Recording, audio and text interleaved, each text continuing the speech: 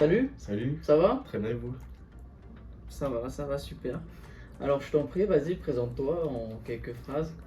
Alors bonjour, moi je m'appelle Enzo Gourmelon, je suis en SN2 à l'EPSI-WIZ, je fais le BTS NDRC, donc tout ce qui est marketing, commercial, etc. Comment tu t'es orienté vers le métier de l'informatique? Alors moi à l'origine j'aimais beaucoup tout ce qui est design, dessin dans ce domaine-là. Je voulais faire plutôt dans l'architecture, mais je me suis rendu compte que c'était pas trop fait pour moi. Et lors d'un salon d'étudiants, j'ai rencontré cette école qui m'a beaucoup plu. Donc je me suis lancé dans ce domaine.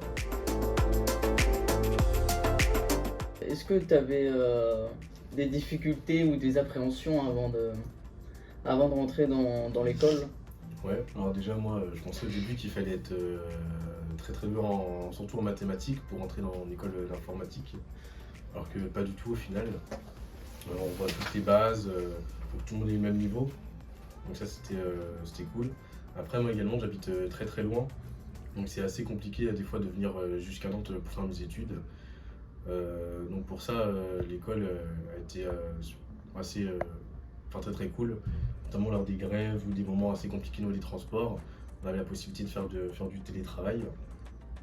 Et de plus, lorsque j'ai une spécialité où je suis tout seul, et pour m'éviter de revenir faire les cours tout seul ici, je faisais ça en télétravail.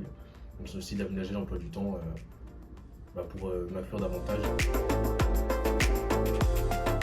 Est-ce que ça t'a freiné un peu niveau recherche de stage ou... Bah oui, parce que le fait d'habiter loin, il faut réussir déjà à trouver un endroit qui est accessible au niveau des transports. Donc je me suis arrangé avec mon maître de stage, comme c'était assez loin, de finir ma journée en télétravail chez moi.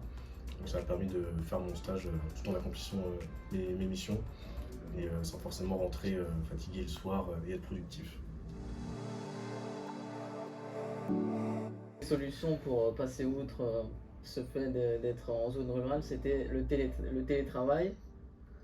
Et Mais pourquoi pas des fois essayer d'aménager si possible justement les emplois du temps. Ouais. Si tu devais encourager les futurs étudiants dans la même situation que toi, donc qui habitent plutôt en campagne, très loin, ce serait comment tu les pousserais à passer le cap un peu, si peut-être ils hésitent, tu vois.